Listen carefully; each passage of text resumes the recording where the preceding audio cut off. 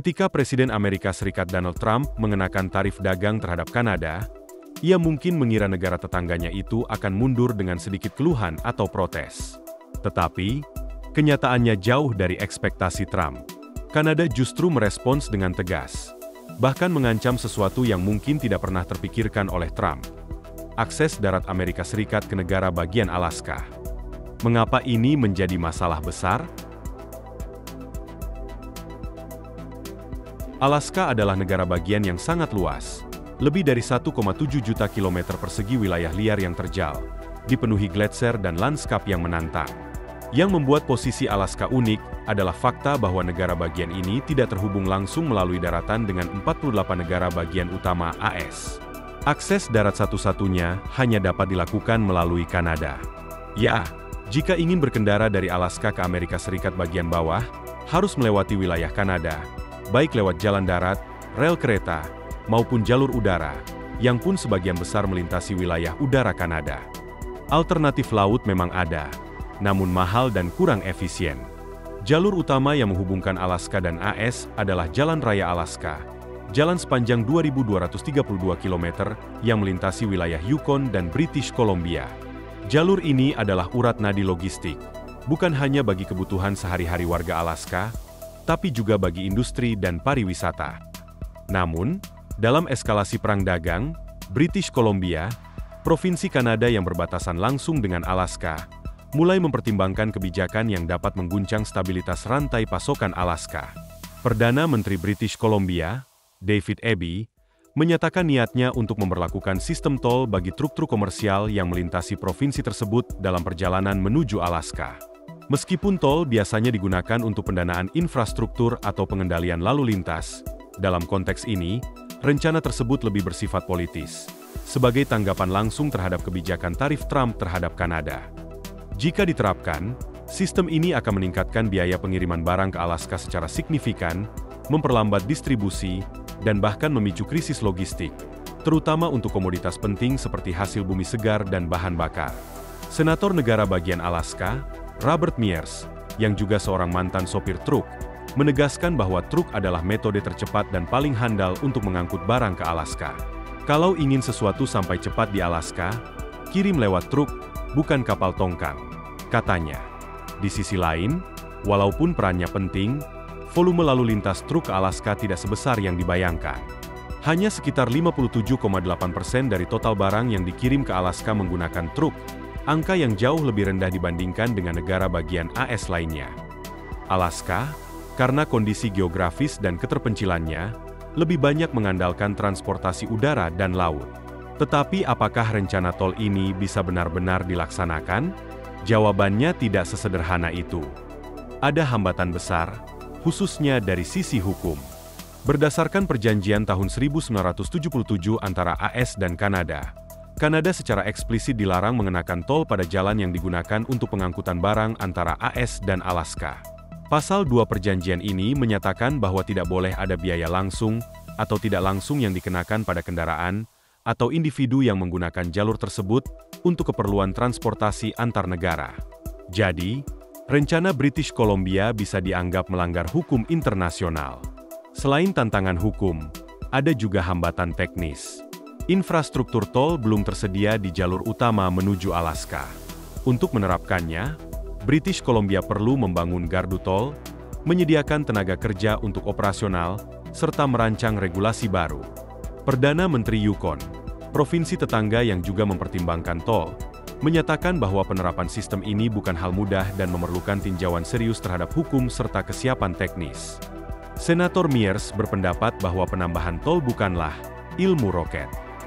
Menurutnya, karena truk sudah harus berhenti untuk pemeriksaan keselamatan, menambahkan sistem pembayaran tol adalah sesuatu yang masih bisa dilakukan secara logis. Sementara itu, Jamie Benson, Direktur Eksekutif Asosiasi Truk Alaska, mengungkapkan kekhawatirannya. Ia menyatakan bahwa tol tersebut akan berdampak besar terhadap biaya logistik dan bisa memperburuk kondisi ekonomi warga Alaska yang sangat bergantung pada barang kiriman. Ia mengimbau para pembuat kebijakan Kanada untuk tidak melupakan hubungan erat antara Alaska dan British Columbia selama ini. Pada akhirnya, rencana tol ini bukan sekadar persoalan infrastruktur, tetapi simbol dari ketegangan diplomatik dan ketergantungan geografis yang kompleks. Akses Alaska ke daratan utama AS adalah kelemahan strategis yang tidak banyak diketahui, namun sangat nyata. Dan ketika ketegangan politik dan ekonomi meningkat, celah kecil ini bisa berubah menjadi jurang perpecahan yang dalam.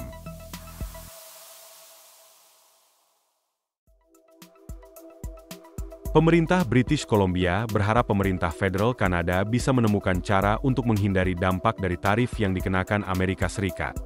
Di samping itu, tekanan datang dari segala arah. Meski begitu, satu hal yang menarik, warga Kanada, terutama di wilayah Yukon, tidak tinggal diam. Mereka mulai menunjukkan kreativitas dalam bentuk perlawanan yang tak terduga. Perdana Menteri Yukon, Ranj Pillai, mengungkapkan bahwa ia telah menerima berbagai masukan dari warga yang mencetuskan ide-ide pembalasan yang unik, mulai dari melarang atlet asal Alaska berpartisipasi dalam Olimpiade musim dingin Arktik yang akan datang, hingga usulan ekstrim seperti melarang Donald Trump sendiri masuk ke wilayah mereka. Trump, yang dikenal sering berburu di wilayah tersebut, bisa saja masuk dalam daftar persona non grata jika ide ini benar-benar dijalankan. Langkah-langkah yang mungkin terdengar aneh ini menandakan satu hal. Kanada tidak lagi mau menjadi pihak yang diam. Meskipun beberapa ancaman tarif dari pihak KS telah diredam, Perdana Menteri British Columbia, David Eby, dengan tegas menyatakan, "Kami tidak akan menoleransi ancaman dan ketidakpastian ini. Kami akan melindungi warga kami." Proposal tol yang direncanakan oleh British Columbia, meskipun baru sebatas simbolis untuk saat ini, menyampaikan pesan yang sangat jelas.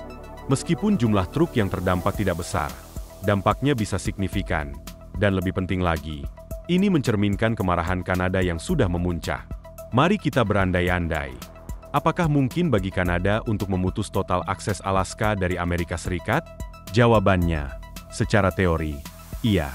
Kanada bisa mengganggu rute transportasi utama dan jalur logistik yang menjadi penopang hidup bagi negara bagian Alaska. Langkah pertama, memblokir akses darat. Saat ini, Kanada sudah memulai upaya dengan mempertimbangkan sistem tol. Tapi jika ingin benar-benar menutup akses, maka penutupan Alaska Highway akan menjadi langkah yang lebih ekstrim.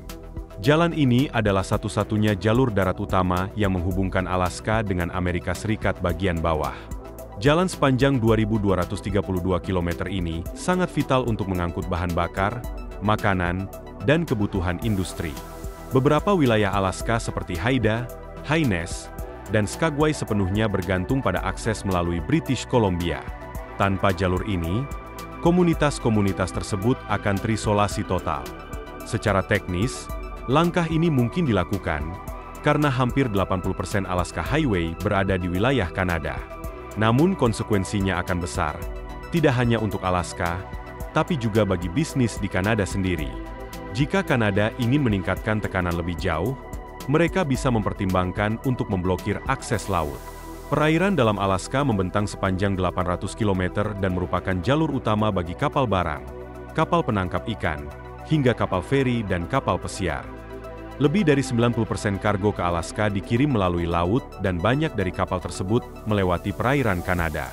Memblokir jalur ini akan memaksa kapal untuk mengambil rute laut terbuka yang lebih panjang, lebih mahal, dan berbahaya. Hal ini bukan hanya akan memperlambat pengiriman logistik, tetapi juga bisa memukul industri pelayaran dan pariwisata Alaska. Tahun 2023 saja, sekitar 1,65 juta wisatawan menggunakan jalur pelayaran ini untuk mengunjungi Alaska Tenggara. Jika Kanada memutus jalur ini, akan terjadi gelombang pembatalan perjalanan, kerugian ekonomi, dan penumpang yang terlantar.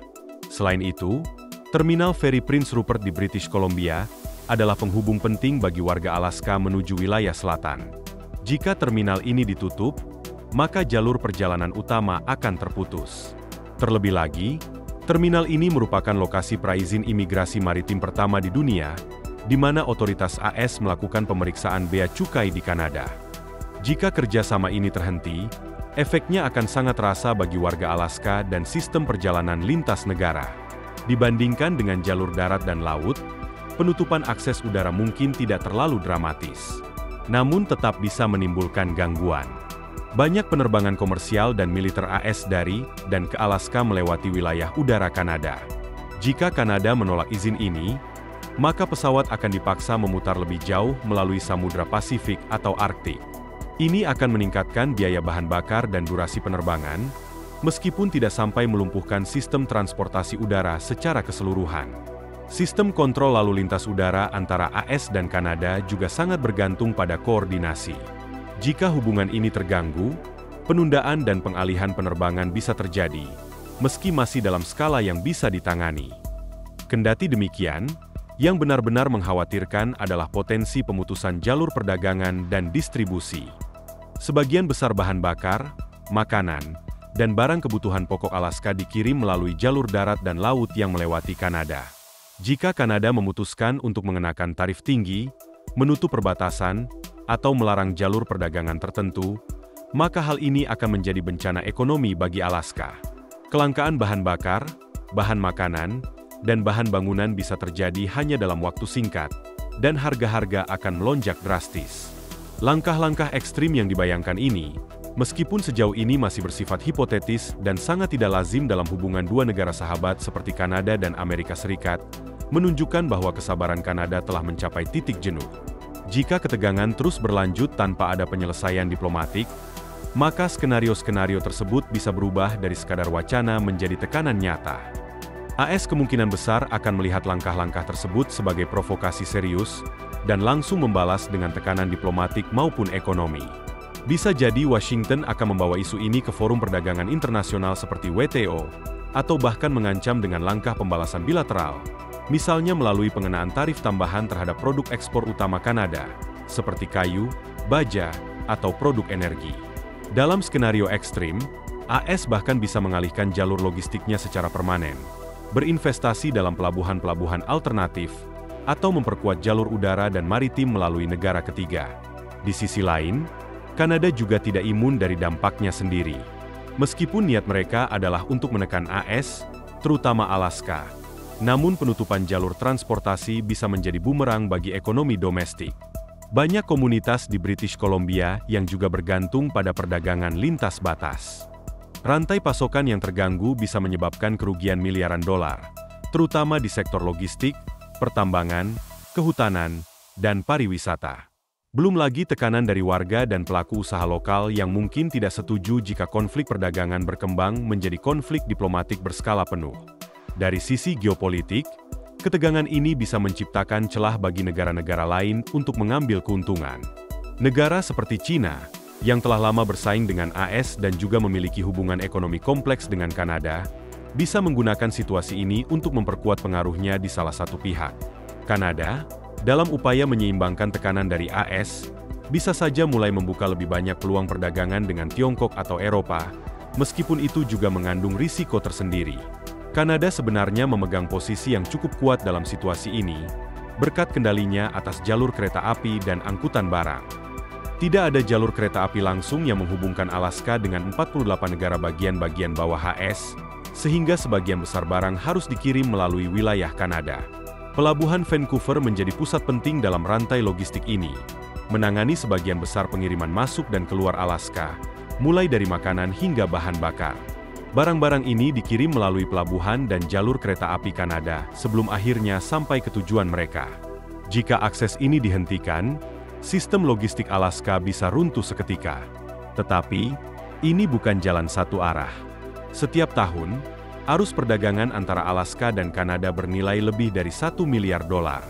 Alaska mengekspor sekitar $596 juta ke Kanada, sementara mengimpor barang senilai $753 juta. Artinya, ekonomi Kanada juga akan terdampak. Meskipun Kanada telah mulai mengambil langkah-langkah untuk mengurangi ketergantungannya pada AS, gangguan ekonomi semacam ini tetap akan menyakitkan. Dan itu adalah pernyataan yang masih tergolong ringan. Karena pada akhirnya, biaya sebenarnya dari blokade Alaska bukan sekadar soal uang. Biaya terbesarnya adalah dampaknya terhadap orang-orang, keluarga, komunitas kecil, dan kota-kota perbatasan yang selama ini bergantung pada pertukaran lintas batas yang lancar untuk bisa bertahan hidup. Menurut data terbaru, perdagangan dengan Kanada mendukung lebih dari 20.000 pekerjaan di Alaska. Di luar itu, terdapat sekitar 4.350 orang yang bekerja di perusahaan milik Kanada yang beroperasi di Alaska. Ini bukan hanya sekadar angka di atas kertas. Ini adalah keluarga-keluarga yang mengandalkan gaji tersebut untuk membeli makanan dan membayar tagihan. Jika perdagangan dihentikan secara paksa, maka mata pencaharian mereka pun ikut terancam. Seperti yang dikatakan oleh seorang pemimpin komunitas lokal, saya tidak melihat bagaimana orang biasa bisa mendapatkan keuntungan dari semua ini. Yang menanggung beban adalah warga biasa, bukan politisi. Dengan mempertimbangkan semua ini, pertanyaannya adalah, apakah Kanada benar-benar akan sampai pada titik melakukan blokade penuh terhadap Alaska? Seberapa besar tekanan yang perlu mereka hadapi sebelum mengambil langkah drastis semacam itu? Dan seperti apa reaksi dari pihak Amerika Serikat nantinya? Apakah tol simbolis akan berkembang menjadi langkah yang lebih ekstrim? Apakah hubungan bilateral akan semakin renggang? Bagikan pendapatmu di kolom komentar di bawah ini.